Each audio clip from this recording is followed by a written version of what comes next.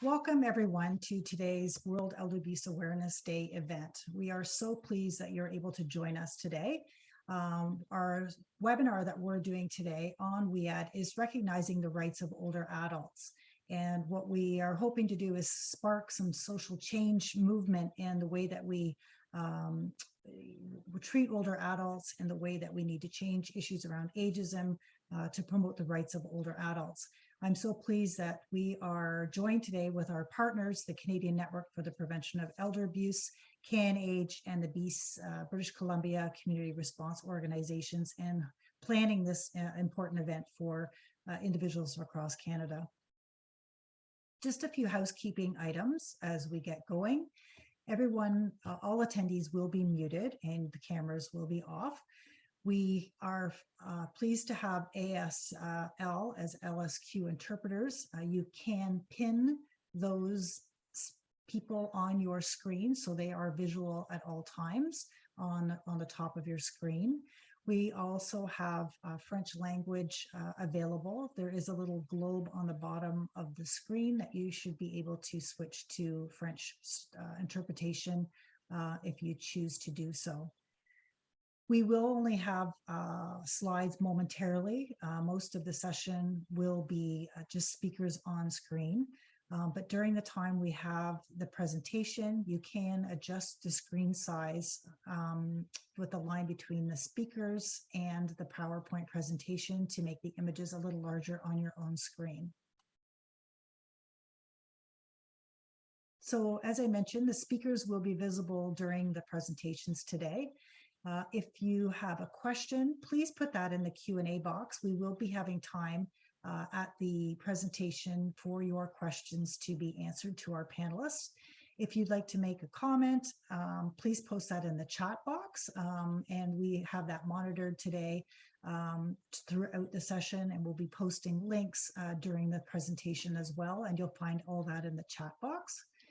We also have an evaluation that we would appreciate your feedback at the end of the webinar. So if you wouldn't mind taking a couple minutes to do that, we really appreciate it. And as you know, today we are recording our webinar, which will be posted on our websites within the next couple of days preceding today's session. So before we begin, I would like to provide a land acknowledgement for today's event.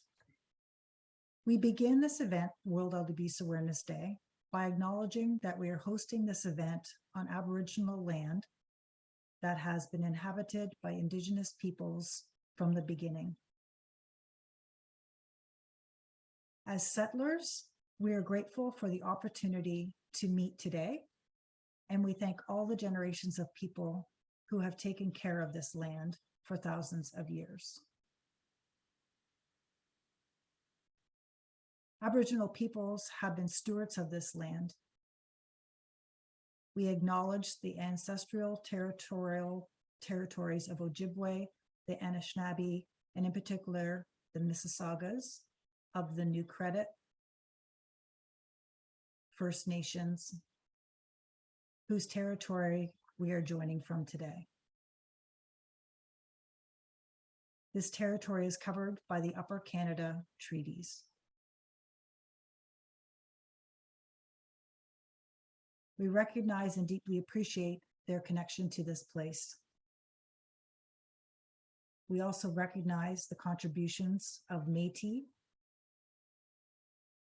Inuit, and other Indigenous peoples have made both in shaping and strengthening this community and our province and country as a whole. As settlers, we know this recognition of the contributions and importance of Indigenous peoples must be paired with a collective commitment to make the promise and the challenge of truth and reconciliation a reality in our communities and in our work.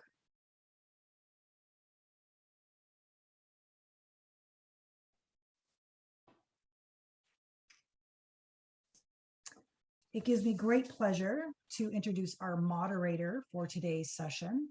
Many of you are probably very familiar with Laura Tamblin-Watts, the CEO of the Canadian Network for the Prevention of Elder Abuse, or geez, of CanAge, the CEO of CanAge. Laura is a lawyer, advocate, and author. She's been working in the field of elder abuse for many years.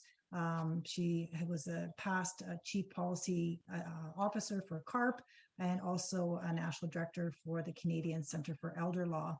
It gives me great pleasure to have Laura be our moderator today. I would just also like to thank my colleague Benedict Chaffon from the Canadian Network for the Prevention of Elder Abuse, who was a partner in organizing today's webinar as well. So without further ado, I would like to turn it over to Laura to moderate today's session. Thank you. Welcome to everyone for joining and celebrating with us today. It is 16 years since we had our very first World Elder Abuse Awareness Day, an important date that was created by, of course, a Canadian, Dr. Elizabeth Posniak. And many of you who I see in the chat were also on this journey from the very first day. Elder abuse has certainly had much more in terms of recognition. We have certainly seen the United Nations and the World Health Organization embrace it as a key issue. It's a day recognized by the UN General Assembly to raise awareness for the violation of older people's rights, which, as you all know, is often underestimated and, frankly, an ignored issue around the world. Every day, however, despite our collective efforts, seniors' rights are being violated, and we all know that. In fact, there are good estimations that during the course of this pandemic, we have seen elder abuse and neglect increase by an approximate 250%. Now, let's put that into a little bit of context. Many of us have been either in the front line serving during this pandemic. Many of us have been either in or supporting people in long-term care, retirement home, and assisted living. Many of your voices were the voices that was helping in communities to try to make sure that people who were left, frankly, alone in their homes had access to the most basic services. And yet Canada did a very poor job. Our sector did a very good job. We can see that we've done an immense amount of work during the pandemic. And I also want to take a personal moment to express my real and profound gratitude to all of you, whether it's creating, frankly, in a day's time, a community-based organization, whether it's creating an outreach program in the North, whether it's organizing door-to-door wellness checks, whether it's answering phone lines that are ringing 24 hours a day, it's been your work. I also want to take a moment to do something that not everybody does. I'd like to thank our governments and politicians, many of you who are joining today and helping to acknowledge and honor that. We know that in addition to your regular hard public service, that these last now almost 2.5 years have been an extraordinary effort on behalf of all Canadians that you have made. And I want to acknowledge the many hours of lost sleep, the many hours of checking into your communities while guiding our country forward. And so our gratitude to each and every one of you joining today. We have all a role to play in making our communities safer for all Canadians as we age. So not just for our population now as older people, but in, of course, that life course perspective.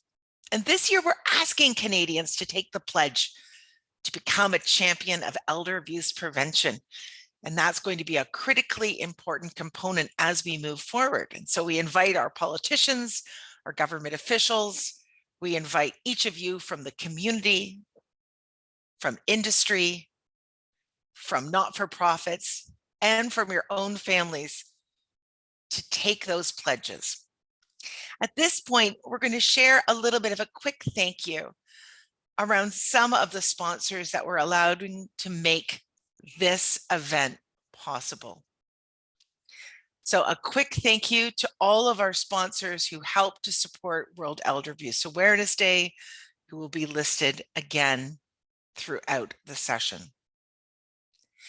It has been a great pleasure to work with the Canadian federal government during this time. And we know that the importance that Minister Kara has given to elder abuse. And I don't think it's inappropriate to also comment that her passion is not simply a public service requirement, but she also dug out that stethoscope and she went to work as a nurse back in her long-term care facility.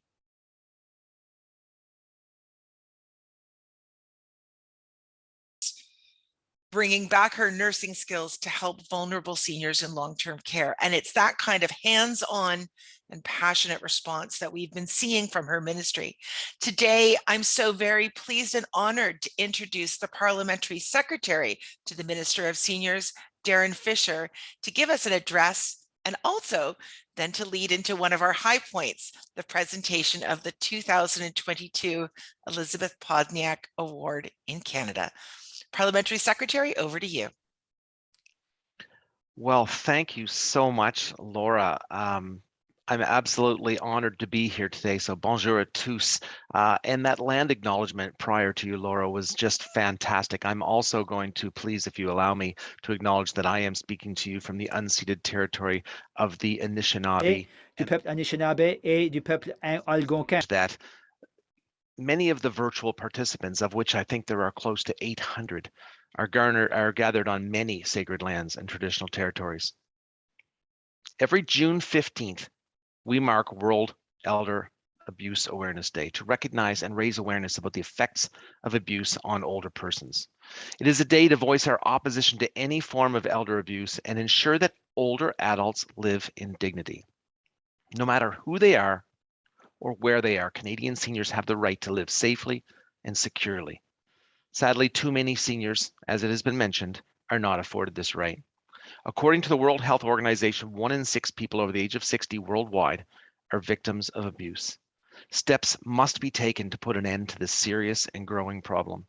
That's why in summer of 2021, the Government of Canada launched national consultations to seek feedback on a federal policy definition of senior abuse. We are committed to strengthening our approach to senior abuse in all its forms. By working with stakeholders, partners, experts, and other levels of government, we can lay that groundwork to address it. And Laura, you spoke about our minister, Kara, and I couldn't agree more.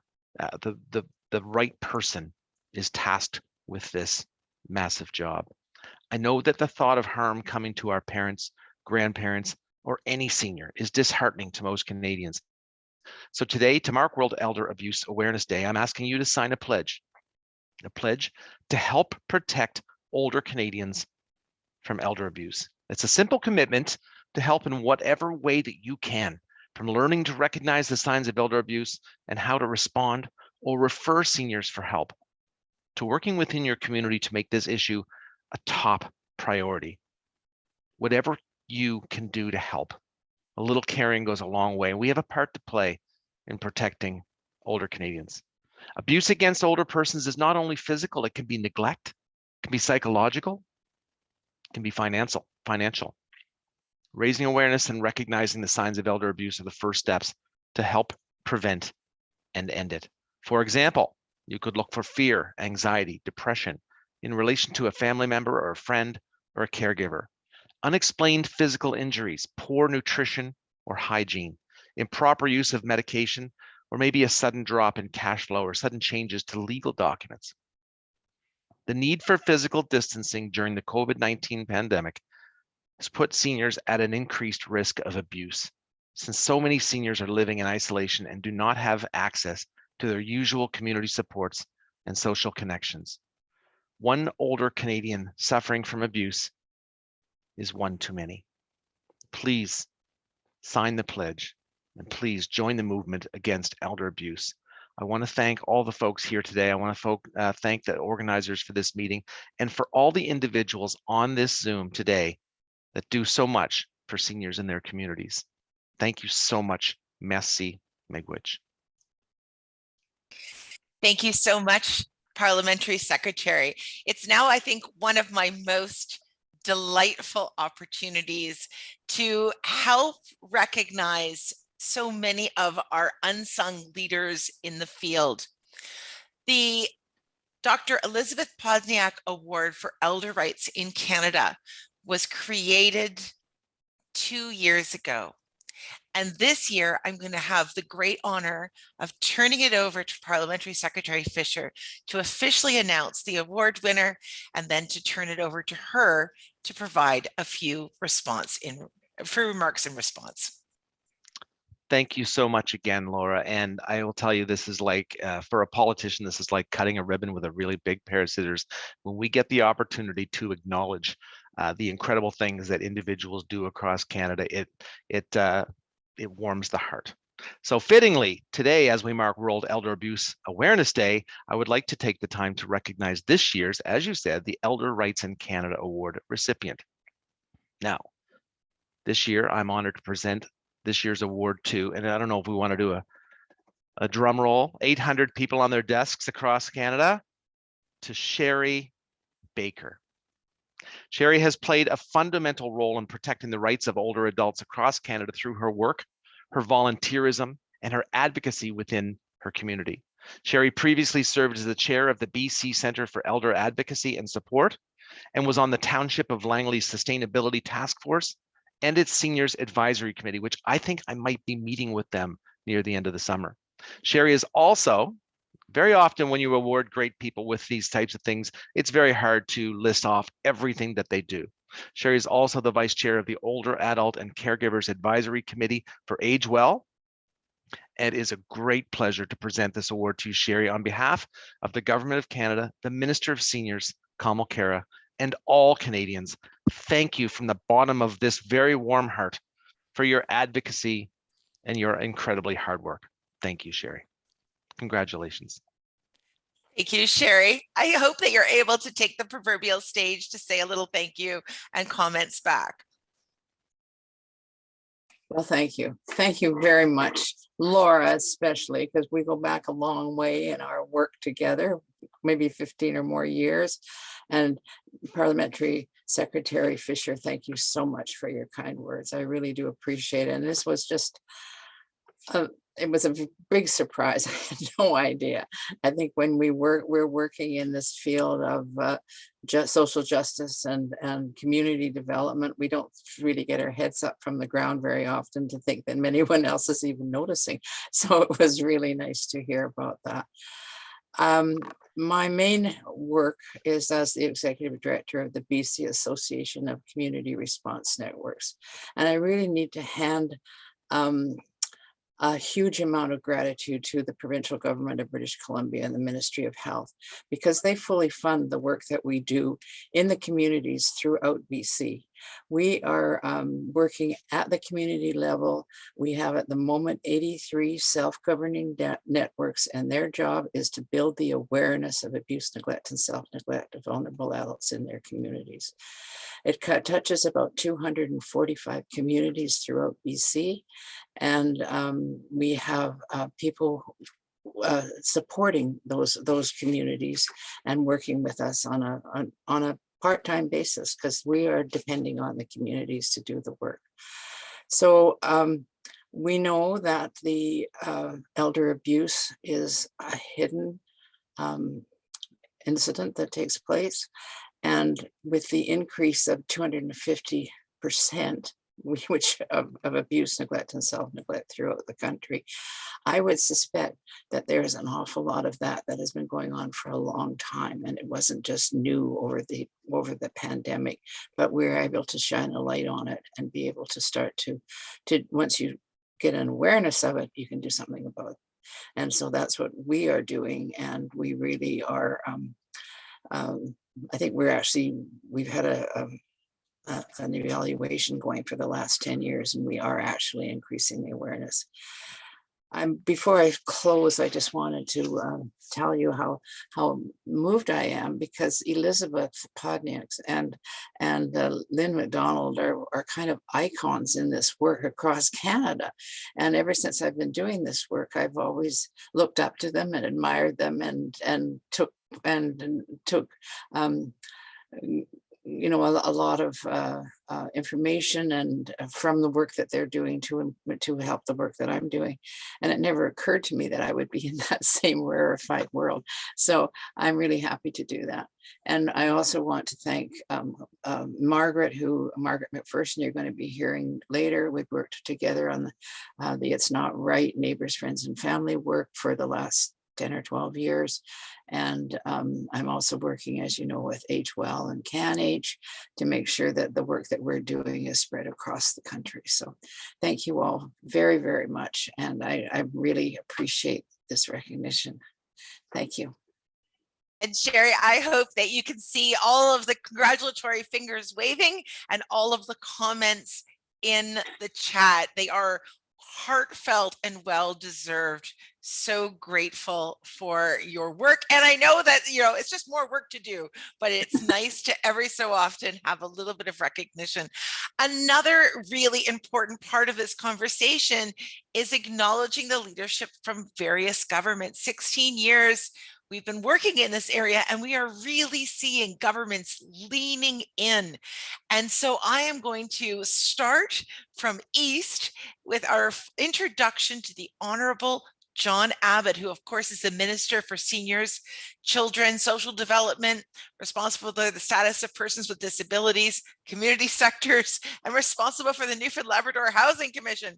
And why I think that that list is so important is not just that he wears a million hats, but that he sees those connections amongst them.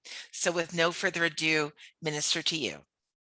Thank you, Laura. And first and foremost, congratulations, Sherry, from the East Coast to the West Coast. So hopefully we'll get to meet in person, but I was very glad to hear of your award and the recognition. And as I heard and see, you're in the trenches and you know why we're here today. If nobody else does, you certainly do. So thank you very much. And Darren Fisher, thanks Darren for the introduction to Sherry, and certainly for spelling out from the federal perspective. I'm just gonna, I guess, say the obvious here. This is a great day, and I'm glad we are recognizing it and celebrating it. And the fact that we have as many people on the call today speaks to the importance of it, and that we can continue to strive. I know there's some people here from the Newfoundland Labrador government and agencies in the province, such as Seniors NL, that are on the call here today. So folks, please chime in when you can during today's session. One of the things I just wanted to highlight that we're certainly pleased to offer and participate in the pledge to work with our community to make elder and senior abuse a priority, and that's something I'm personally committed to.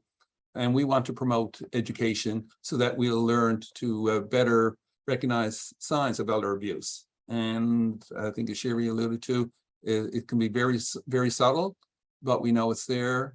And now it's becoming to the forefront, and our community agencies and governments are now finally really stepping up to the plate to address that and to raise awareness, how to respond, how to report. So one of the things that we've done here since I've taken over this role is we've gone into our legislature last fall to look at our Adult Protection Act and how we can improve it on many fronts, and so that reporting becomes more transparent, and it's easier that people know within the community the lines of communication and the lines of how to report, and the onus on us as officials to respond, working with our police and community partners. So we've pulled that together in new amendments, which were passed unanimously in our House of Assembly. So I was very pleased to be able to shepherd that through our House of Assembly. We built on best practices across the country. And as other jurisdictions look at their legislation and practices, we'll continue to build on ours. So the government of Newfoundland and Labrador is certainly committed to working with the community, working with our professionals in the community, whether it's our social workers and community workers and the like, to identify, support families. One of the early calls I got in this job was around a concern about elder abuse in my constituency. And I was very happy to receive the call, because that meant a neighbor was actually looking out towards their neighbor. And we were able to intervene, get the right resources in place. And that individual now is in a much secure, appropriate housing setting, and the concerns of abuse and neglect are hopefully no longer in his world. So I want to commend everybody here on the call today, certainly my colleagues that are on the call, to keep up the good work, keep championing the issues, making sure we raise the awareness, ring the alarms when they need to, and making sure at the same time the research is done, the policy work is done, so that I, as minister, with my colleagues, make sure we have the best legislation that we can in this country, and that we should be leaders, certainly in the Western world, if not elsewhere. So thank you, Laura. I'll pass it back to you, and thanks for your leadership as well. Thank you, Minister. And I just wanted to acknowledge the great work that Newfoundland and Labrador is having, a real focus work on it, both at that community level. I get emails from Mary Ennis more than just about any other person, and also just the fantastic work that the government is also leading in this regard. It's my great pleasure to leap up to some of the north of the country. And at this point, I would love to invite the Honorable Julie Green to the proverbial stage, who is, of course, Minister for Health and Social Services, Minister responsible for persons with disabilities, and Minister responsible for seniors of the Northwest Territories. Minister Green. Yeah, thank you very much for the invitation to be here today. And I'm coming to you from Yellowknife, which is Treaty 11 territory that belongs to the Yellowknife Dene First Nation and to the North Slave Métis Alliance. So this is a great day. I want to echo what Minister Abbott just said, that this issue has this kind of profile and reach, thanks to your organizational efforts. It is very important. I recognize, as the minister responsible for seniors, how hard the pandemic was on the seniors. And actually, their physical health was only a part of it. It really, there were so many other ways in which seniors struggled to have their basic needs met, to stay safe, to have their social needs met. It was a very challenging time. Here in the Northwest Territories, the government funds the NWT Senior Society to activate elder abuse workshops. There is an elder abuse prevention network. There is a 1-800 number. So we have a number of ways for seniors to be protected from abuse. But the biggest challenge is having seniors themselves say that they need the help. We don't feel that we have good data on how many seniors are abused, where they live, what their circumstances are. We just have the general information that is gleaned from the workshops. So we do, however, feel that it is a significant problem. And it's a problem that I think this pledge drive will raise the profile of. And I think that that's really a good thing for people to recognize this issue for what it is, and to learn how to identify it, and also how to intervene in a way that's sensitive to the fact this is a family matter. It's an aspect of family violence. People don't often want to talk about that, but yet it is a very important issue. So I'm happy to promote the pledge, and to make sure that we all understand across society that elder abuse is a problem, there is a remedy, and that we're part of the solution. Thank you very much. Minister, thank you so much for your leadership, your commitment, and frankly, your passion in this area, which is so obvious. When we are thinking about how elder abuse and neglect is addressed in different areas, it's so important to understand the context that people are living in and understand that local conversation.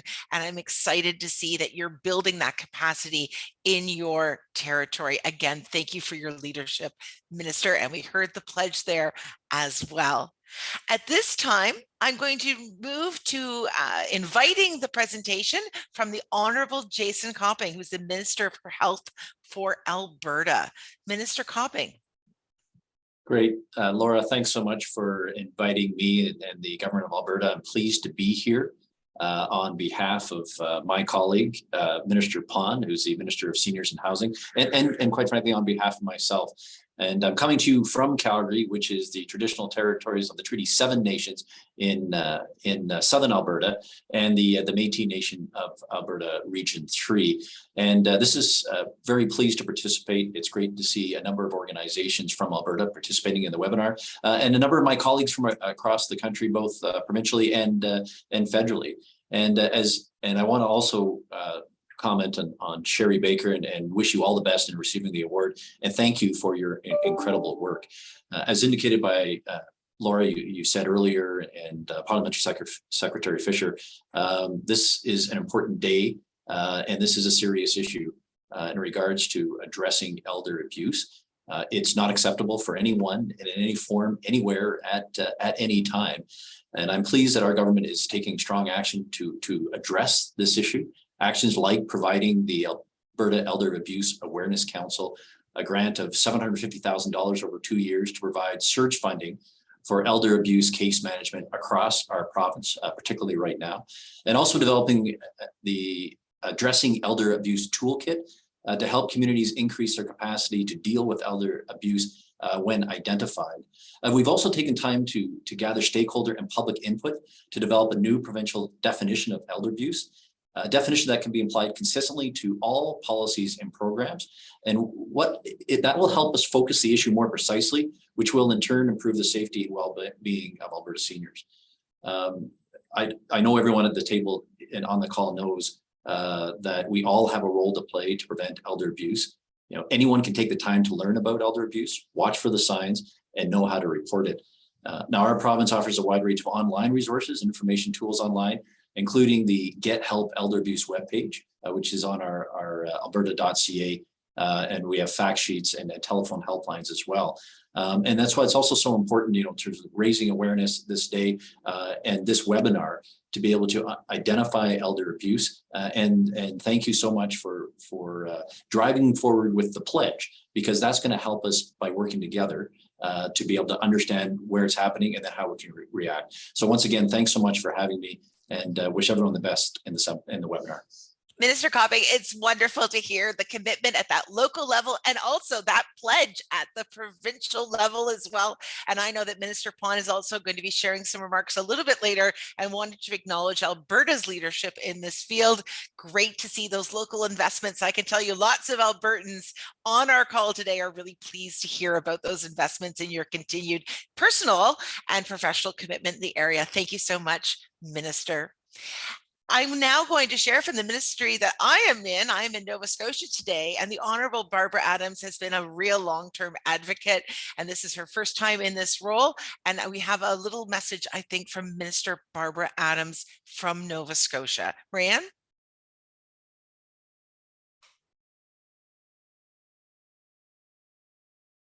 This is where you always hope the video will roll.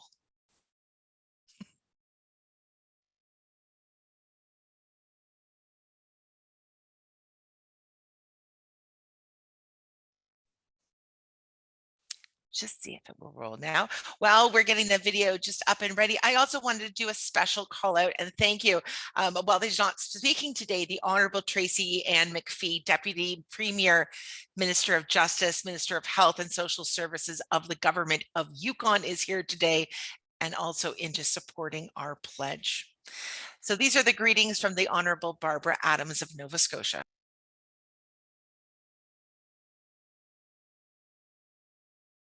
Hello, I'm Barbara Adams, Minister of Seniors and Long-Term Care for Nova Scotia. I'm pleased to join you in recognizing this important day. Today has been proclaimed World Elder Abuse Awareness Day in Nova Scotia.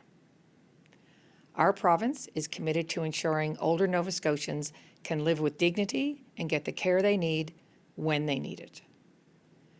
We're also committed to making sure older Nova Scotians are safe and protected, and helping them live healthy, active, and engaged lives in their communities. Older Nova Scotians are vital members of our communities, and they've earned and deserve our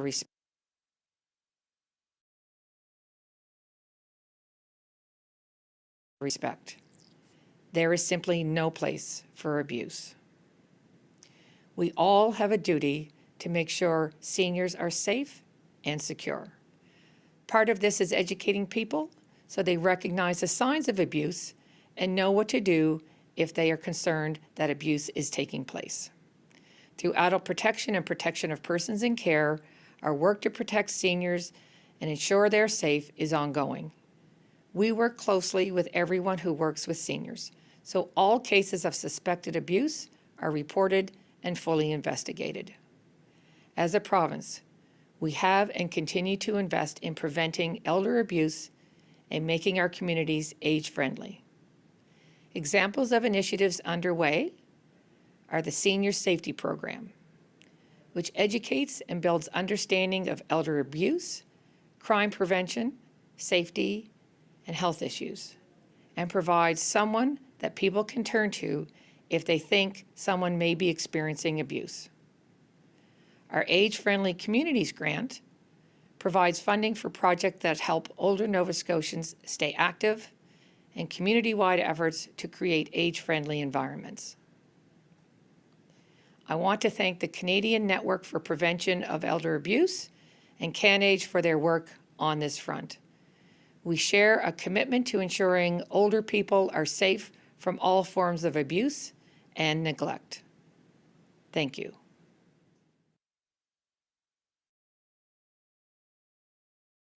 Thanks very much, Minister Adams, for your great work and commitment. Again, I know a passion area of hers and one that she's been working on very closely with her governments.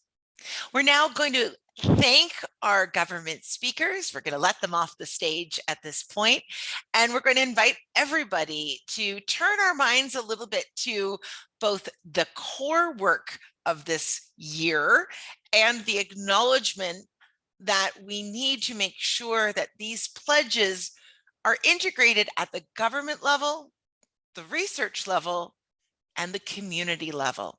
And with no further ado, I'm going to invite Rayanne to share the bios of our panelists, but I will say their names for the interpreters on this call. So the first, I'm very pleased to welcome Mélanie Courtieu, PhD and institutional researcher at the Center for Research and Expertise in Social Gerontology, who's joining us from Montreal. Dr. Stephanie Hatzafilias, PhD, Department of Health, Aging and Society at McMaster University, and Secretary and Communications Officer of the Gilbrea Center for Studies in Aging Student Group, and she's joining us from Hamilton. Helen Hirsch Spence, founder of Top 60 Over 60. I think you're in Ontario today. Margaret McPherson, research associate at the Center for Research and Education on Violence Against Women and Children. Gregor Snedden, executive director of Help Age Canada. And Jane Osborne, the BC Community Response Network's regional mentor of Vancouver Island, Central, and the North. The discussion today centers around citizens, advocates, professionals, and leaders in communities and governments who are taking an active role in ending ageism and elder abuse. Their perspectives demonstrate the pathways that we can all take to create social change in society and promote the rights of every person as we age in this country. I'm going to start our wonderful presentations and discuss today by inviting Margaret.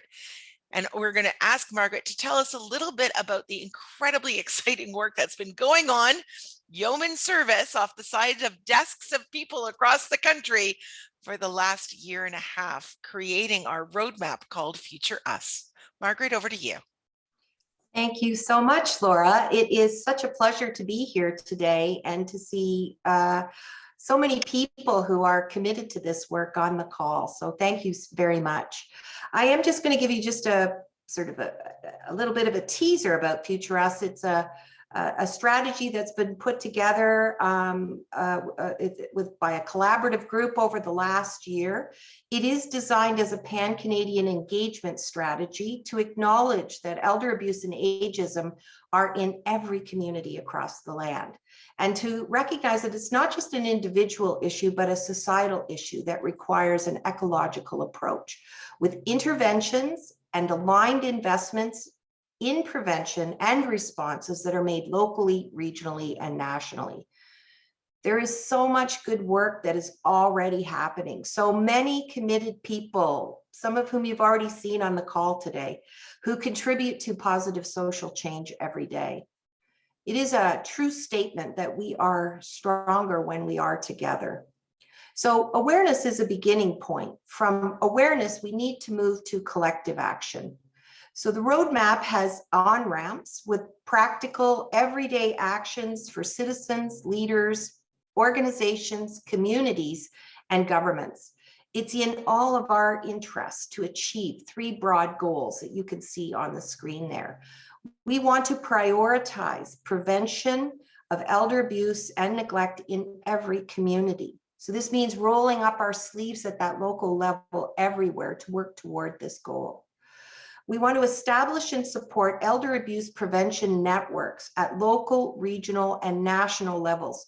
This will give us infrastructure that allows information, ideas, knowledge to travel up, down, and across the system. And I think it goes a long way to reducing the isolation that people feel in trying to address such tough, complex social issues, by being part of something that is truly pan-Canadian in its vision. The third goal is, I think one of the ministers spoke to it, is something we can all do, and that's learn to recognize the warning signs of abuse and neglect, how to respond safely and effectively, and where to find help in the community. It's most often the people who are right around the older people who are experiencing abuse and neglect who see what's happening but don't know what to do. And so this is our third goal. Future Us aims to consolidate and build on what is already working. Let's learn how to pool our actions to achieve collective goals. To be successful, we have to work collaboratively, also systematically toward large-scale social change, valuing all kinds of contributions and building the relationships as we go. Fundamentally, it is an engagement strategy. We want to touch the hearts and minds of everyone we meet, because everyone does have a role to play. We do need you, and you need to know what role you can play. That's what the roadmap has been designed to do. So please visit the Future Us website to find out how you can do that and join us, because it's true, we build the road as we walk it. So thank you very much. Thanks so much, Margaret. It's such an exciting development to have the Future Us work, and we really invite you to go to the links which you can see in the chat, or just Google Future Us, Canadian Network for the Prevention of Elder Abuse, and you will see it. It is truly a superb strategy, and of course provided bilingually. I also want to share with you that there are videos associated with that, which you can find on YouTube and through the link for implementing Future Us at community levels, policy levels, legislative levels, and others. So it's not a flat document. It really is a pathway. At this point, I am going to take that work that you've been talking about in terms of our pledge and our concern around this intergenerational approach, because when we're thinking about the Future Us, we're talking about all of the generations together. And who better to talk to us a little bit more about that than Stephanie. So I'm going to invite Stephanie to the stage. We're really excited to hear about your co-housing project and some of the great work that you're doing on intergenerationalism. Stephanie, over to you. Thanks, Laura. I think we can all personally firsthand talk about the power of intergenerational connections and that effect that it's had on us personally, either that be through familial relationships or non-familial relationships. And I mean, I think in the context of elder abuse, what we're talking about is really combating ageism through these intergenerational connections, right? How can we foster, how can we foster solidarity? How can we foster compassion across generations? And I always like to ask my students on the first day of a lecture, when was the last time you interacted with someone above the age of 65? And it's kind of like, oh, I did, and it's oftentimes, oh, my grandparent. And then I'll ask, okay, well, how many times have you interacted with someone above the age of 65 that's not a family member? And it's kind of like crickets. So it's something to me that I think we have a lot of work to do. We have a lot of amazing opportunities. I've personally worked with several organizations. I've also co-led, as Laura said, a home share program where we connect seniors in the community with students. I've led photo story projects, and really at the heart of it, I think it's showcasing the experiences and the rich life stories and really supporting personhood for those in later life. Thanks very much, Stephanie. Really exciting work. Jane, I'm going to turn it over to you at this point. You've been talking about intergenerational for years now. Maybe share a little bit about some of the great work that you're doing. That's true. Thanks, Laura. Yeah, I'll just start by saying, okay, I am a queer senior. I work with marginalized populations for the most part and thrive on that. And what, of course, I'm going to give you an example from the LGBTQ queer trans world, which is a youngster, 22-year-old Evangelina Schultz, pronouns he, they, graduated from alternative school 2 years ago, partially estranged from a non-supportive family who has been attending our Reaching Out Love CRN meetings and that Community Response Network meetings. And then as a consequence, has gone from living in a car to a suite in the home of one of our members. But we have learned so much from him. It's just unbelievable what we've learned. We have almost conquered using pronouns that don't seem right or congruent. It's educating each other. Younger people have a different education, they have a different worldview. And since the older, gay, lesbian world is largely quite privileged, and dominantly cisgendered, right? This is an education that we need, and it works both ways. So that's, one sample. I have several others. My mentors are mostly 22-year-olds at this stage of the game. We co-mentor, and there's huge value in both directions. It's huge value for me to have young people as a queer senior without grandchildren be sharing their lives with me. So I can't say enough about it. The more we can do to encourage that kind of activity, the better. Speaking as Sherry's renegade, regional mentor for BC Community Response Networks, I am totally focused at the moment on working together with the health authority, with police, with community, with individual groups on responding better, because we've informed a lot of people and there's a lot of awareness, and it falls apart when we get to the response piece. It does, Jane. And we know that you've been on the forefront of that response piece for many years. And I want to give a special shout out to you on that and your leadership, particularly in our LGBTQS community, queer and trans communities. And happy Pride, Jane. Happy Pride. Yes. I want to move now to my friend and colleague, Helen. And Helen, I'm going to prompt you. You've been working on language as a big point of conversation, words like generations and age groups and cohorts are things that you and I have talked about over the years, but you've also been really focusing on things like diversity, equity, inclusion, and trying to locate where age falls in that. I'm going to toss it over to you to share some of your insights in your journey. Well, thank you, Laura. I have to say, we can't find the age in the diversity, equity, and inclusion, strategy, policy. It seems to be absent in almost 90% of cases, even though we know that age diversity is critical to the success of businesses when you have mixed generations.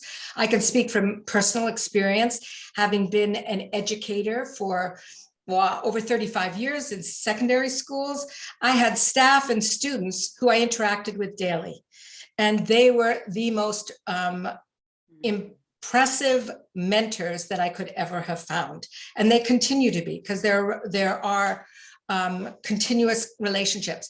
But with regard to the language, what I have found, or what I have been also instructed to do by others who are in this area, is to try to avoid using the word generation. Instead, use words like mixed age workforce, age diverse, talk about groups, talk about cohorts, and avoid generation, simply because we tend to divide and conquer. We polarize everything when we talk about generations.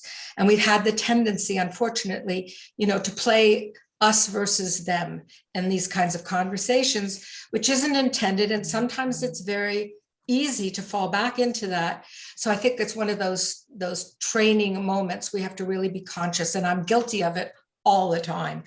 But I'm learning, and I'll continue to learn. At CanAge, we're part of that Living, Learning, Earning Longer collaborative that I know that you're very familiar with as well. And we talk about the 5-generation workforce, yep, and really bringing in that age inclusivity. And one of the asks and the pledges that we're asking people to think about today is not just to keep it in the government or community level, but business is such an important part. Business that we interact with, but also business that we work for and with. And so I really want to thank you for your leadership, because we do need to get into that space, and your expertise has been inspiring to all of us in that area. Stephanie, I want to come back to you just for a really quick second, because this prompts a thought that I have around technology. We're on technology, we're surrounded by technology, but I'm always worried about algorithms and AI and what's that doing to us. Could you just speak for just a minute or two about some of your work in that idea there about age, ageism, abuse, and technology? Yeah, fantastic. Oh, Helen, or who are you going to?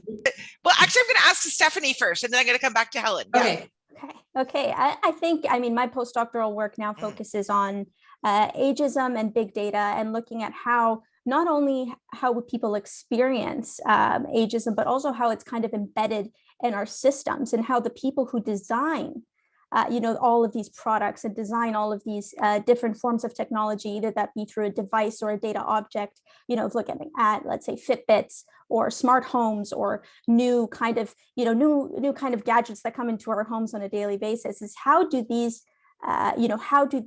devices and data objects really reinforce ageism, or who are they really designed for? So we don't know a lot yet. It's a new field, it's emerging, and I'm really excited to get to do a lot of work with the community and with older people especially, and figuring out and designing products that are actually, useful to them too. And I'll just give a little shout out to our key partners, AgeWell, which many of you will know is Canada's Network Centers of Excellence on Aging and Technology. And we'll put the link there in the box. I mean, it's not just user experience for aging population, but it's where those engendered narratives, either narratives that reinforce or in fact are advancing ageist narrative. So not even just reinforcing our existing one. Gregor, I want to turn to you right now, if I may. You and I've had a lot of conversations over the years. And one of the things we often talk about is that self-referential ageism, and that ageism that we embed in ourselves, and how that normalizes some of the abusive environments that we're working in. And so can you share a little bit about some of the work that you're doing and HelpAge is doing, and thinking through some of those key issues? Sure. Thanks, Laura. I think that we recently HelpAge Canada works in Canada, and we also work as a network member with HelpAge International. And I can't remember who it was earlier who noted that the WHO suspects that 1 in 6 people over the age of 60 have experienced abuse. That's before the pandemic. And another fact is that only 4% of elder abuse is reported. Another study that we conducted with 5,000 people in India pointed out that only 33% of men and 34% of women would report any kind of abuse. And I know from our own experience, even in Canada, working with many communities, particularly some Indigenous or ethnocentric communities that we work with, you know, there is such a one experience working with some elders, and they were, you know, privately sharing the how some of their sites have been desecrated by younger people, and there was an opportunity to kind of share that with the community, but they wouldn't say a word because they don't want to discourage their youth. They have a great honor and respect and love for their people that they wouldn't want to publicly I'm shame somebody. Mode. Oh, sorry, somebody jumped in there. So, and I think that the challenge or the reason why if I want, I can go and talk, but then my voice is going to I think we need to mute somebody there. We have our French interpreter speaking over. My apologies. We'll make sure that we do that as well, Gregor. That's the problem. They cannot get the okay, thing. We may just mute that French interpreter. My apologies, Gregor. Over to you. I'll just language interpretation. Sorry. There's a new message, language interpretation. I'll just wrap up maybe while we're solving that issue to say that the reason why we can have these kinds of statistics that point out that only 30% of people would report, or sorry, 4% of somebody would report, is that we live within such an ageist backdrop. I didn't get an invitation, so I don't know what's going on. Let me ask you 1 second. I'm sorry, just 1 second. My apologies. You know, in our strong effort to make sure we have as much inclusivity in language, we are now crossing over a little bit into it. I'm going to just hold on 1 sec because I don't want you to be interrupted there, Gregor. I just asked him. And I am going to be the person that speaks for just a minute. So if anyone's thinking bumped into it, it will be me. You know, one of the things that I wanted to just throw back to you right now is some of the experiences that HelpAge has had. So you've been addressing the issues at the local level. You've been a generator on trying to respond to people during the pandemic. But I did register and everything, my name, my last name, the emails, confirmation of the emails and everything. Oh my goodness. Okay, so maybe what we're going to do right now is just okay, this is interesting. I can move to French if you like. Si on veut parler en français. Ça va être un peu mieux comme because I'm okay. Gregor, my apologies. I'm so sorry. Okay. As I say, I know that you're deeply committed to bilingualism, and who knew that it would be so committed that it would happen directly during your presentation. No problem. So I wonder if you could just pick up a little bit on the comments you were making before. I think we have it sorted. I just would like to add, you know, part of another issue that we faced during the pandemic was that there are very few countries that even have disaggregated data on older people and of gender-based people. So how could that possibly be? And then you have always the depiction of older people as frail and vulnerable, which that is true in many cases, and they need to be addressed. But what I'm trying to get at is that it points out that we already live within such an ageist backdrop that we all in some ways assent to. As we know, you go look at the birthday cards, look at how makeup is presented and celebrated. All of the ways that we engage with older people. My own little daughter was at an acting class and had to imitate an older person, and of course there's only, you know, she's a very frail older person. So I really feel that it's important for us to build capacity at a social level and build those structures to create the environment where ageism is addressed foundationally. So whether that's creating the capacity for digital literacy, age-friendly community development, whether that's transportation or design of communities, and intergenerational programming at the community level, so that older people, as Stephanie was saying, what a great question that she offered at the beginning of her lectures, is, you know, the fabric of our society needs to re-engender a intergenerational identity, and it's a big piece of work that we all have to participate starting with ourselves, with our own biases, our own choice of language, and our own ways that we deal with one another in community. So I just amazing. Thank you. And thank you for your patience here as well.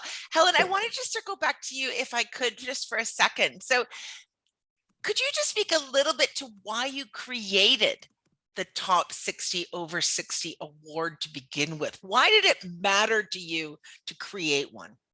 It's very, very simple. I started experiencing ageism personally and at a very deep and significant level. So I had been a leader. As I said, I was in schools my entire career. I mean, I spent over 55 years in schools, either personally or with students or learning myself.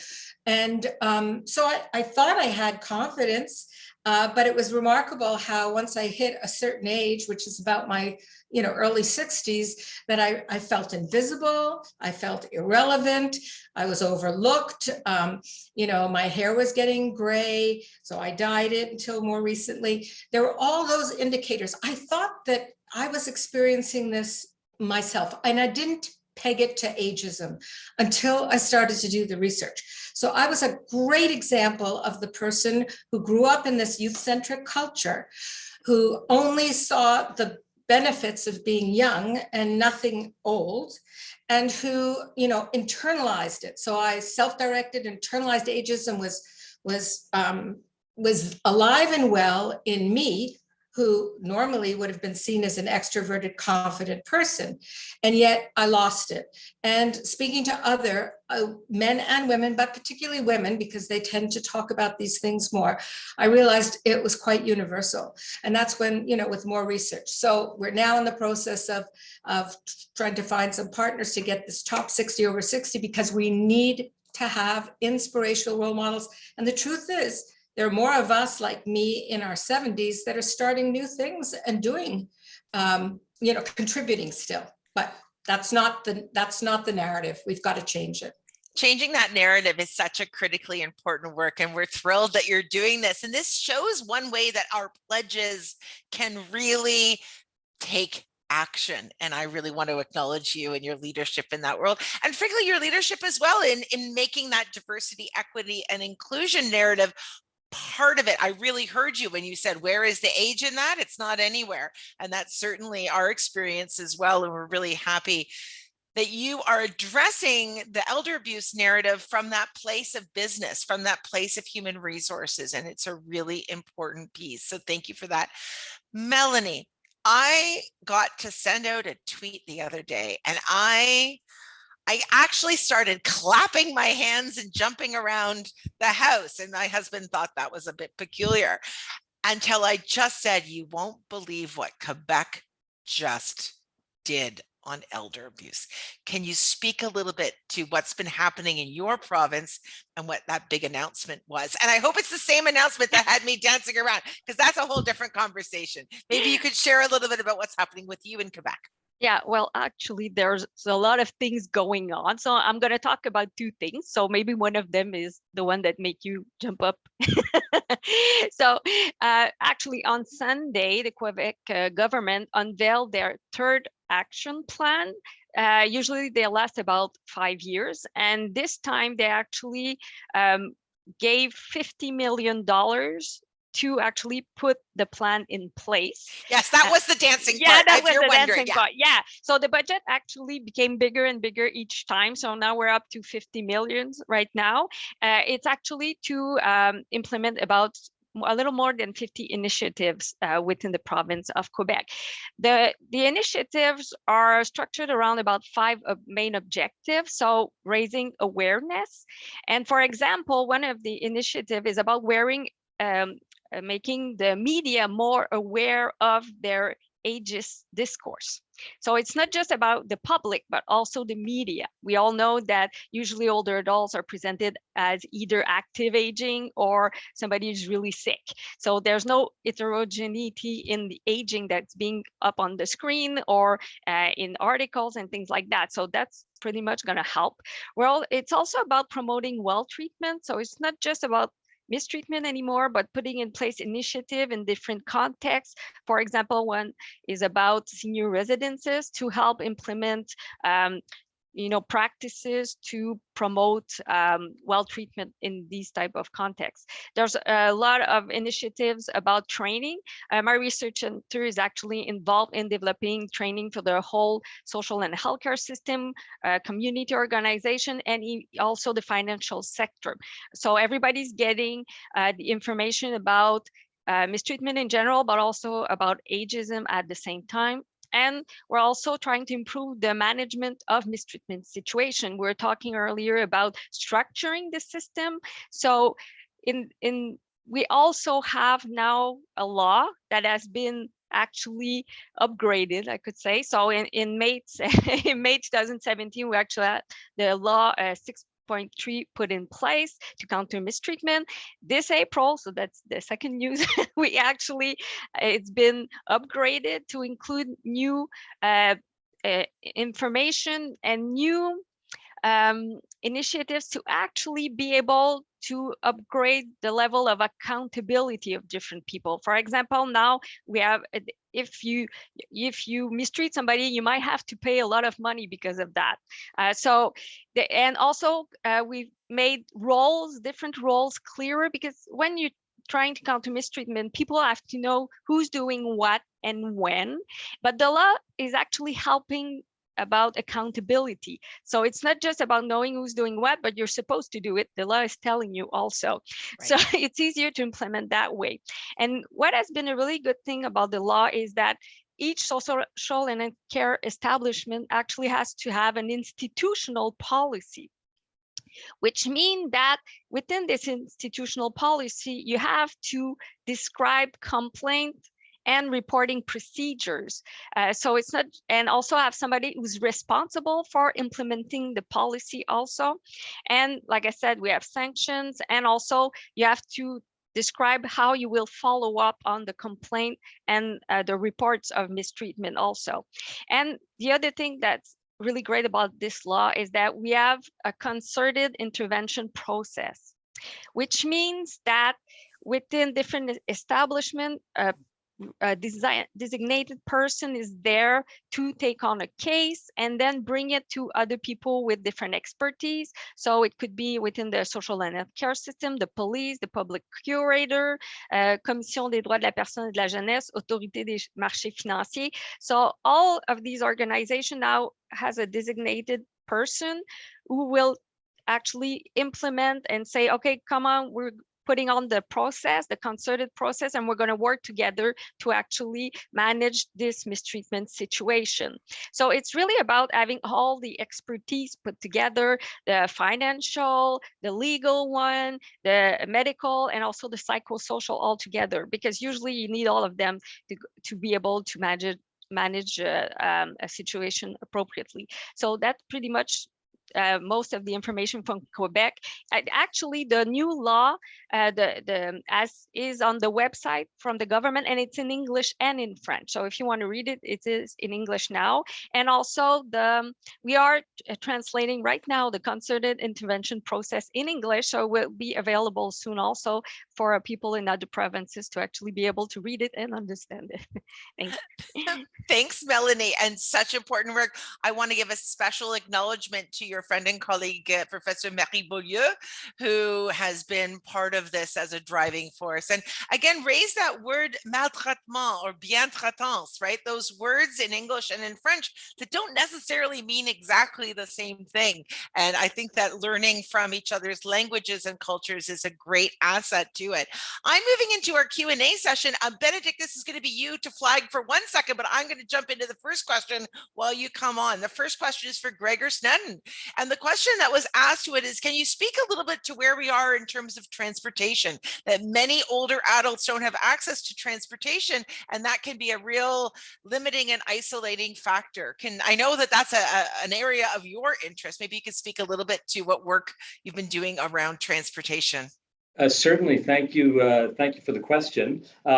We just completed a project called Fast Track along with CanAge and O'Hare Consulting this past year, which was a very exciting program, a funding accelerator. And part of that program was really looking at the Canadian landscape on what are the innovative solutions that municipalities, local communities are doing across the country. And it really is astounding to know that there really isn't an aggregated Canadian body that's really addressing this issue, which has clear impact on older people. If we want to have a communities for everybody, well, there has to be transportation for everybody. And we very much commend the recent announcement, of course, by Minister Kara on the Age Well at Home grants that are forthcoming. And we really hope there will be some opportunity there. We identified some really interesting programs across the country, sharing vehicles that are in community, from school buses to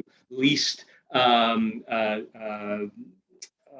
age-friendly commuters that could be leased and shared within communities. So we're continuing to explore, and stay tuned for a transportation age-friendly transportation 2.0. Yeah, that was a great question. Thank you for that question. We've got some more great questions. Benedict, what else do we have in the hopper? Well, we have quite a few. It's been a bit of a marathon in here with the Q&A and the chat box. I'll start with one that I actually thought would be perfect for Margaret to answer. We have Mikey, who is asking, I want to get involved and I want to become an advocate for seniors. Where do I start? You know, it seems like such a big task. So what would you advise to somebody? Because I'm sure there are quite a few people asking the same question today. Well, I would start in your local community. Who is doing this work? Who else is interested in advancing the issues of ageism and elder abuse? And, you know, if there isn't an elder abuse prevention network in your community, maybe you want to find somebody else and start one.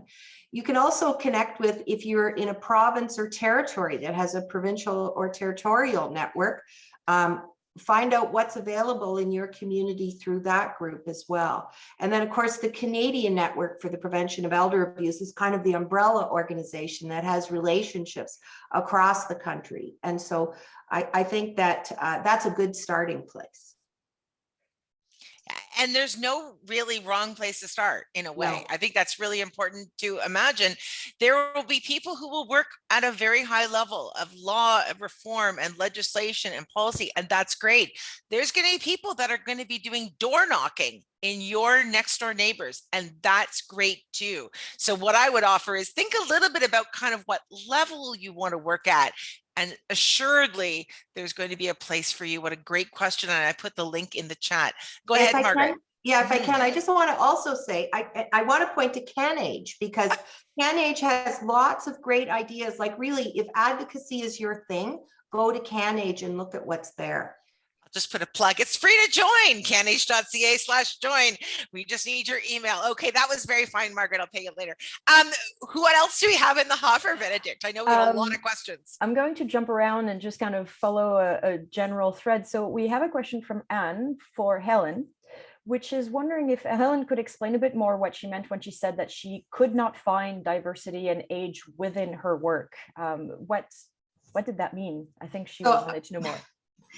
Thank you. I think it was misunderstood. What I was trying to say, if I didn't say it correctly, was that when we talk about diversity, equity, and inclusion, we always talk about various, identities, whether they're, gender, race, cultural, but we do not tend to include age in that diversity mix when we're talking about DEI in businesses, in government, in organizations. Age tends to be missing.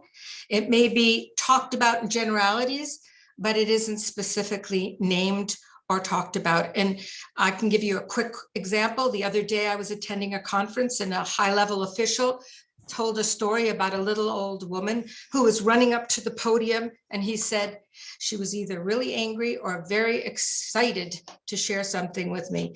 And then, of course, she was angry, but he didn't realize that, in fact, what he was doing was singling out, this little old lady and conform to some of the stereotypes of angry older individuals. It's so pervasive and it's so implicit that many people don't get it. So it's a huge education issue that we're working on. That's what I meant. Thank you very And much. such an important piece. I just put in the chat box there as well, a great global initiative, and many of us on the call are part of that initiative. Welcome to join. Yes, CanAge is a pan-Canadian organization. Anyone can join. So says Arlene. And so the link for the Living, Learning, Earning Longer Collaborative is there, and we invite your organization to join that if you're interested in the diversity, equity, and inclusion conversation. Blendine has asked Benedict s'il peut on fait les questions aussi en français. We've had a little bit of a challenge with our French interpretation. So I'll invite you in English and French to ask the next question. Ok, on va essayer. I'll start with the French. Une question de Helen, pas notre panéliste, une autre Hélène, qui a une question à propos de la loi, puisqu'on parlait de la loi au Québec. Quand il s'agit de faire un rapport ou d'intervenir, les lois qui ont à voir avec l'intervention dans les cas de maltraitance, est-ce que c'est fédéral, est-ce que c'est provincial, comment est-ce que ça marche? Pour les enfants, il y a une loi avec l'obligation de signalement.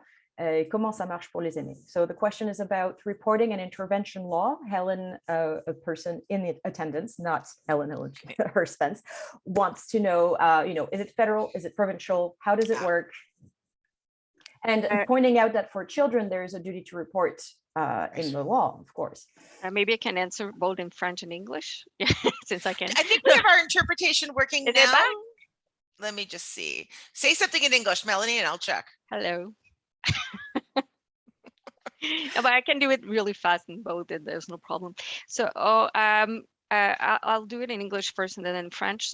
So the law is actually provincial, and there is mandatory reporting within the law. Actually, in the new law, there has been some changes to whom it is addressed. So in the first one, it was only people in long-term care facilities, but now it's also in intermediate residences, family type residences, and also in senior residences if the person is considered vulnerable according to the definition in the law. So it's really about it's provincial, but there's a whole system. It's not just about mandatory reporting, because then you can report to different people depending on the situation, and then there's the process that is going on. So the point is to get people to report and then manage the different cases with the support that is already in place and more structured. So, si je le fais en français, donc la loi, c'est une loi provinciale. Oui, il y a mon Dieu, là, je ne sais pas en français. Il y a du signalement obligatoire. Dans l'ancienne loi, c'était juste pour les personnes en CHSLD ou sous curatelle. Maintenant, il y a aussi en résidence intermédiaire, en résidence de type familial et en résidence pour personnes aînées également. Et l'idée, c'est que les personnes vont faire le signalement pour ensuite que le cas soit pris en charge dans le système déjà en place. Donc, c'est différentes personnes dépendamment du contexte, mais l'idée, c'est justement que les cas soient pris en charge principalement. Mais c'est provincial, donc c'est vraiment au niveau de la province du Québec. Thank you. And I'm just going to perhaps, if I may, add on to that, and I'll do it in both languages.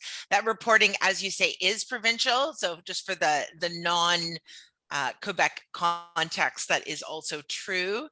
And to whom you report, who you must report to, depends on the jurisdiction that you're at. I've included here the link to the brand new, refreshed Practical Guide to Abuse and Neglect in Canada from the Canadian Centre for Elder Law. And so in French, la déclaration est provinciale qui vous signalez et qui doit signaler dépend de la jurisdiction. Veuillez consulter le nouveau guide pratique sur la violence et la négligence au Canada de CCL jusqu'au coin there. Very much. Okay, so thank you very much. Benedict, do we have time for one more question? We do. Okay. Okay, great. Somebody was asking about how to counter alienation of grandparents and families that cause isolation and that can lead to abuse. Are there any recommendations from anyone about this? It's a little bit outside of our scope today. Donc, qu'est-ce qu'on fait quand il s'agit de l'aliénation des grands-parents dans leur propre famille qui se sentent isolés? I think probably a few people could answer, but if I may just jump in for a plug for RECAA.ca, RECAA.ca in Montreal. It's a fantastic organization that works to address elder abuse from an ethnocentric perspective through silent theater. So it creates a safe opportunity for elders and community members, for the elders to share and make aware of their experience without it being confrontational or calling out the community. It's a wonderful, wonderful program. I encourage you to have a look at that. And again, I think it goes to what all of the panelists really have been saying in so many ways, is addressing it right in our own communities and right within our own selves, and just refusing to participate in ageist type of work and calling out abuse when we see it. I also want to give a plug to the Long Distance Grandparent Society that is being run by Carrie Byrne. I put it in the chat. It may not be specifically what this person is talking to, but there are tons of tips that are relevant to those of us who are not necessarily long distant. I just wanted to add that in Quebec, we have an elder mistreatment helpline. So people can actually call 7 days a week from 8 in the morning, 8 at night, to actually have a discussion with somebody on the phone that's going to listen to them and see where they could go for help. So it's really, each situation is really specific. So you need sometimes somebody to support you to see where the appropriate help is. And I just want to flag, Crystal's comment in the chat, who will protect those who do report and speak out? That is an existential question, Crystal. And if I had the answer to that, we wouldn't need this call right now, but I really appreciate your passion in that area. Again, I just want to also say, if there is a crime going on or somebody is in urgent need, you call the police. Don't forget, there is sometimes the police. Now, I understand the complexity of that, but if someone is in urgent situation, this is a time for rapid response from first responders, again, police, or if it's a health need, of course, the paramedics, and making sure you call your emergency 911. So don't forget that sometimes we think of it as always such a societal issue, but where people are in harm right now. And thanks very much for the links. Benedict, do we have time to sneak in one more question? I'm not sure we do. We can try. I'm trying to find one that's easily answered, and there's none because this issue is so complex. But we do have a lot of questions about what can a person or a family do when they're running against systemic abuse, when they're running against, laws, establishments that are reluctant to hear, reluctant to support. Where do they even start? And that's a big one. So I don't know if we can even fully answer this one. Que faire quand on rencontre de la maltraitance qui est au niveau systémique? Maybe I couldn't help with that one. Actually, there are, patient association. And so depending on your status, you can actually get help from these type of advocacy group for these types of issues. So depending on where you live in Canada, usually there are some advocacy group to fight against the type of establishment you're trying to fight against. So you could always look at that.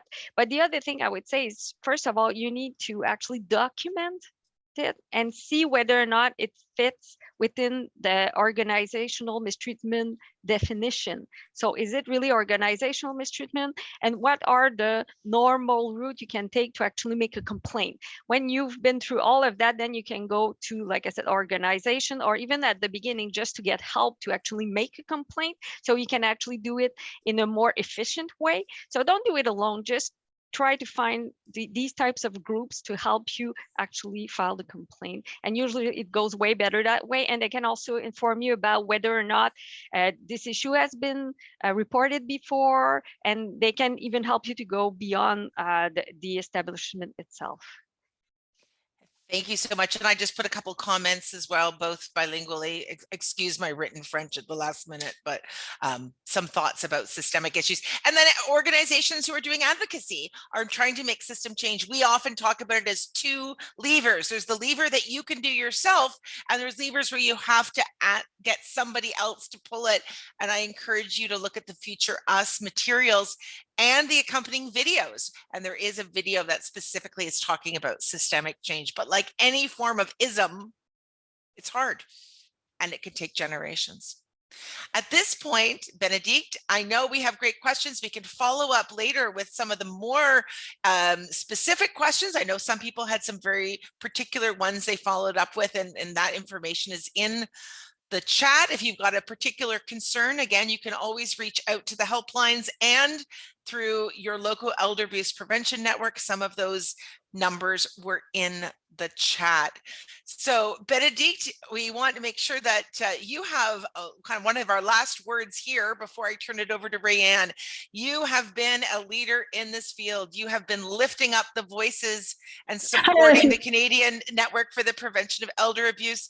We have that opportunity, I think, to move that forward. And we're going to close today after you and Rayanne have a few final words with Minister Pon, who is our last government official. So Benedict, any last words to you before we turn it to Rayanne and then Minister Pon?